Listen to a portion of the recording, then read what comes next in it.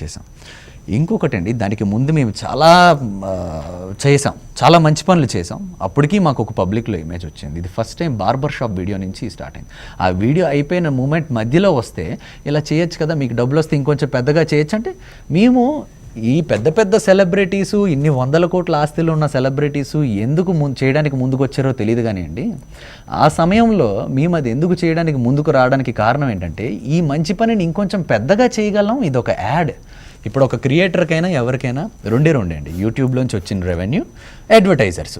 ఈ అడ్వర్టైజర్స్ లీగల్గా ఉన్నప్పుడు, ఇండియాలో ఓపెన్ అవుతున్నప్పుడు, దానికి పక్కగా వాళ్ళు ట్యాక్స్లు ఇవి కడుతున్నట్టు చూపిస్తున్నప్పుడు నేనెవరిని జడ్జ్ చేయడానికి అన్నది. అప్పటికి ఇంత ఇప్పుడు దీని గురించి ఇది వచ్చింది. ఈ మధ్యకాలంలో టెలిగ్రామ్లో కూడా ఎవరు ఏదో ఒక స్కామ్ జరుగుతున్నారంట, ఎక్కడో పర్టికులర్ ముంబైలో కూడా అరెస్ట్ చేశారంట.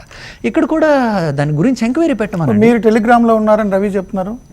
అంటున్నానండి, టెలిగ్రామ్లో మేము లేము, మాకు టెలిగ్రామ్ ఛానలే లేదు.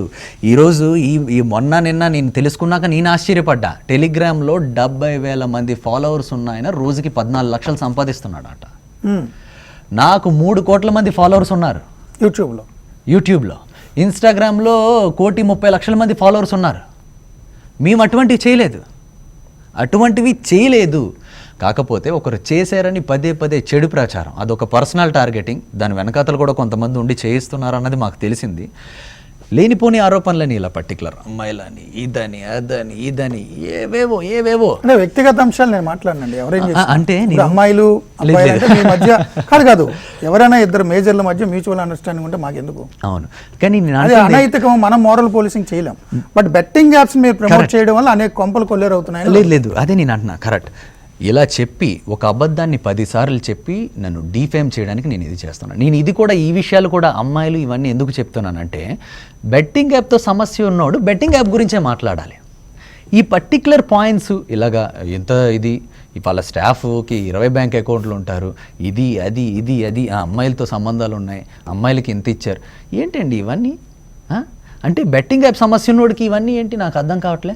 ఓకే, నేను ఇంకొకటి తెలియక అడుగుతా, ఏ ఉద్దేశంలో ఒక మనిషికి 20 బ్యాంక్ అకౌంట్లు అంటున్నారు? ఏదైనా ఒక పాన్ కార్డు కిందే ఉంటుంది ఎన్ని బ్యాంక్ అకౌంట్లు ఉన్నా.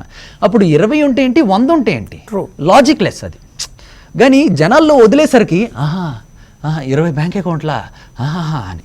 మీరు నమ్ముతారో లేదో, ఈ పర్సనల్ టార్గెటింగ్ వెనకాతల చాలా పెద్ద ఎజెండా ఉంది. ఏముంటుందని మీ ఉద్దేశం? ఏముందన్నది మీకు క్లియర్గా చెప్తా. అది ఆ సినిమా చాలా పెద్దది ఉంది, దాని గురించి మనం